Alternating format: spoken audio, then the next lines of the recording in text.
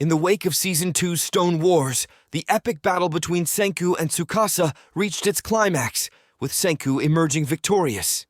Despite the Kingdom of Science's triumph, Tsukasa made the ultimate sacrifice by choosing to stand by Senku's side. Now, with Tsukasa out cold, Senku has taken an oath to one day revive his old rival by unraveling the mysteries of petrification. But to achieve that goal, he faces the daunting task of navigating a primitive world to reach the other side of the Earth. Before delving into this season's adventures, make sure to catch up on previous season recaps. Season 3 kicks off as Senku, Ryusui, and Chrome arrive at Ishigami Village via a hot air balloon.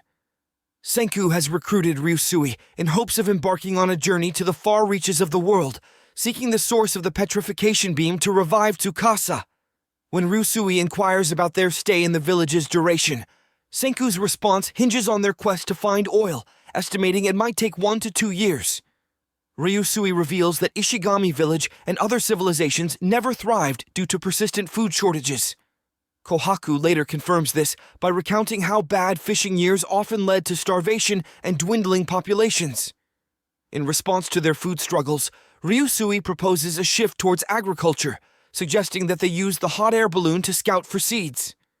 Senku succeeds in locating a mature wheat field for them to harvest. However, not all their attempts yield wheat crops, prompting Taiju to enhance the soil's fertility by adding ground-up seashells. The calcium in the shells neutralizes the soil's acidity, fostering successful wheat growth. Taiju earns the title Food King as a result, and the villagers gain food security in their new world. Yet, despite their efforts, they struggle to turn the harvested grain into bread, highlighting the need to revive a skilled chef. Ryusui remains undeterred in his quest to awaken a chef, even though they've run out of revival fluid. While Senku contemplates the months-long process of obtaining more nitric acid, Ryusui believes he knows someone with a secret stash. Using a cell phone, Ryusui contacts Minami, initially met with resistance. However, Gen convinces her that Senku can provide an enticing exchange for some revival fluid. Desperate for a chef, Ryusui proposes using the revival fluid to awaken Francois, who not only excels at cooking, but also served as Ryusui's butler before the petrification event. With Francois on board, Minami demands the gift she was promised. In exchange for her revival fluid, Gen promises that Senku can create a camera, which requires crafting a mirror first. To achieve this, Senku seeks the assistance of craftsman Kaseki, who declines Taiju's offer to carry him. Instead, Kaseki and Minami reach Senku aboard the newly improved Steam Gorilla 2. Senku produces multiple cameras for use in the hot air balloon for both photography and land surveying. Despite Senku's camera production, Minami insists on taking the first picture in their new world, capturing images of Senku before he and Ryusui embark on the hot air balloon to explore the land. Senku employs his cameras to capture images of the land from the hot air balloon. Back in the village, Kohaku and Gen analyze the photos, while Chrome and Ukyo conduct on-foot land surveys. Senku requests a protein-rich dinner for the group, and Francois enlists Suika's assistance in locating wild boar in the area.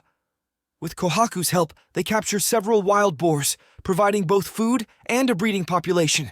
While searching for truffle locations in the photos, Kohaku identifies a large black spot, which turns out to be the elusive Sagara oil fields they've been seeking. To locate black truffles, Francois and Suika employ a boar to sniff them out in the forest. When the boar starts consuming the truffles, Suika employs her dog, Chalk, as a truffle sniffer. Struggling to pinpoint the oil fields on foot, Senku recalls that wild boars were historically used to locate oil fields in the 1800s. Using this knowledge, he tracks down a boar that smells of mud and oil, leading them to the oil field. With gasoline and a functional motorboat at their disposal, Senku sets his sights on rebuilding GPS technology to navigate the seas. To power the GPS and enhance their cell phone, the group constructs a large radio tower. Ruri, as the first to use the upgraded phone, receives an intercepted coded message repeatedly asking, "Why?"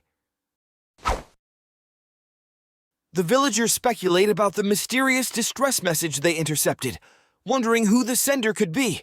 The generals are identified as Senku, Chrome, Ryusui, Gen, and Ukyu, according to Kohaku. With limited information about the unknown sender, Senku and his friends dub the person the Y-Man due to their repeated Y message.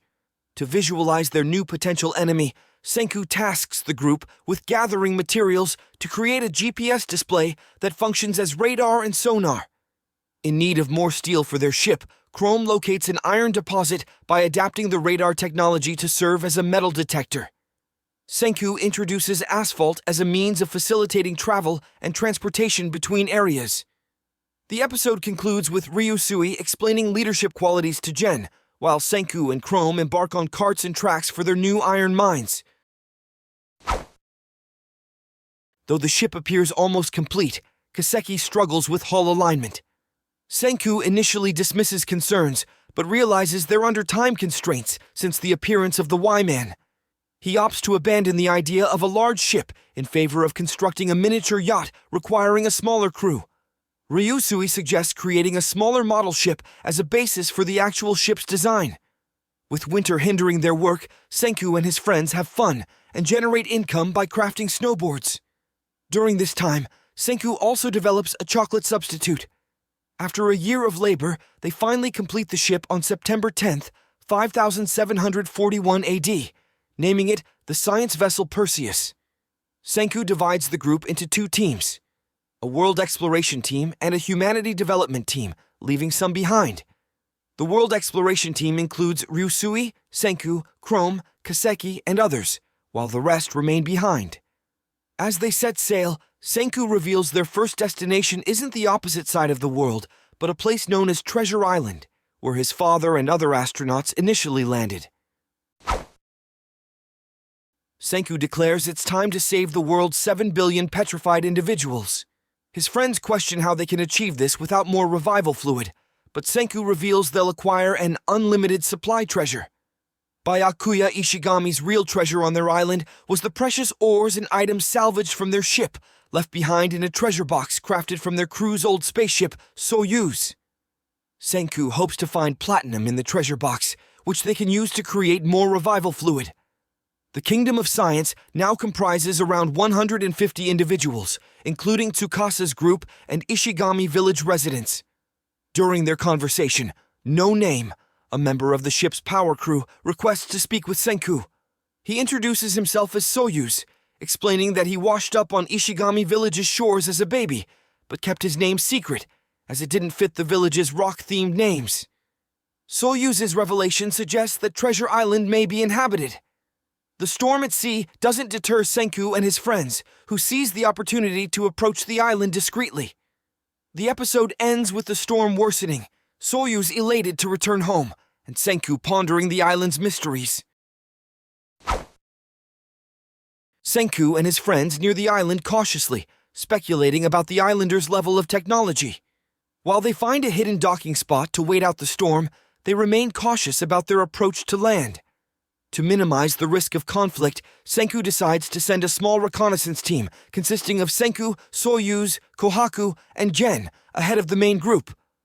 Ukyo stays behind to investigate something he spotted on the sonar. After the recon squad departs, it's discovered that Suika stowed away on the Perseus. While Ryusui initially insists on sending her home, Francois argues for her safety given her young age. Ukyo and Jinro make a shocking discovery on the seafloor: petrified bodies. This is particularly unsettling because the island was uninhabited when the petrification event occurred. This suggests that these people were petrified later and thrown into the sea. Soyuz, after observing the ship with a telescope, realizes that everyone left on the Perseus during the recon mission has been petrified again. Suika, whom Ryusui kicked off the ship just in time, is the only one spared.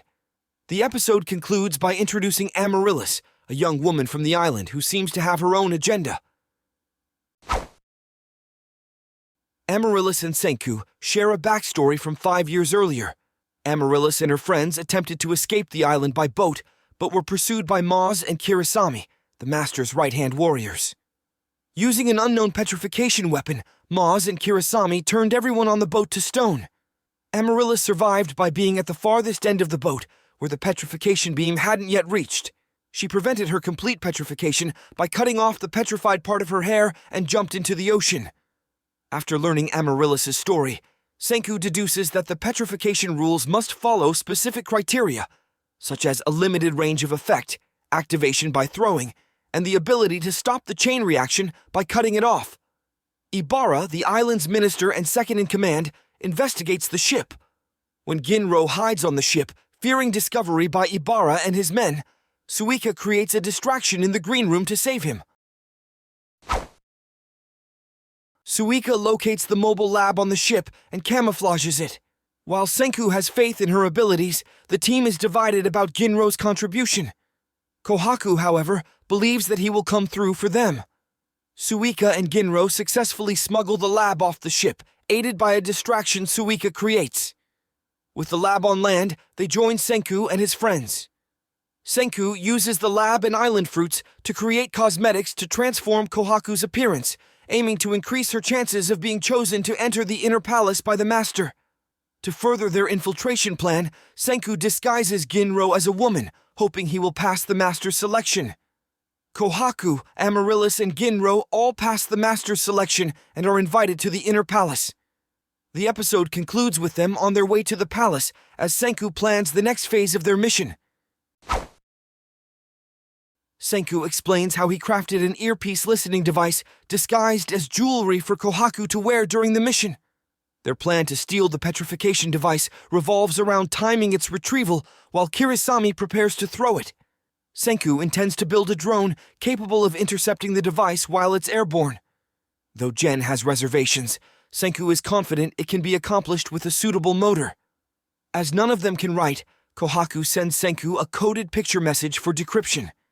The code reveals they found the platinum they initially sought.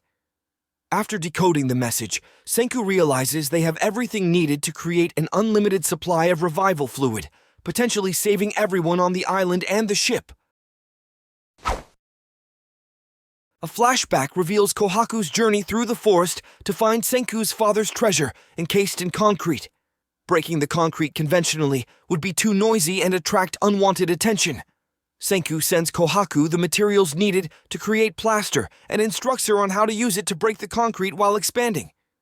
Once she successfully accesses the treasure, she sends Senku what initially appears to be sand, but turns out to be gold dust and platinum collected by Senku's father. Decades of effort led by Akuya to collect rare materials, but he ultimately perished during one of his expeditions. When the guards discover the treasure, Ibara investigates its contents and realizes they have an intruder. Meanwhile, Senku begins crafting a machine using platinum to create unlimited revival fluid. The first half of the season concludes on a high note, balancing sentimental moments with significant progress in unraveling the petrification mystery.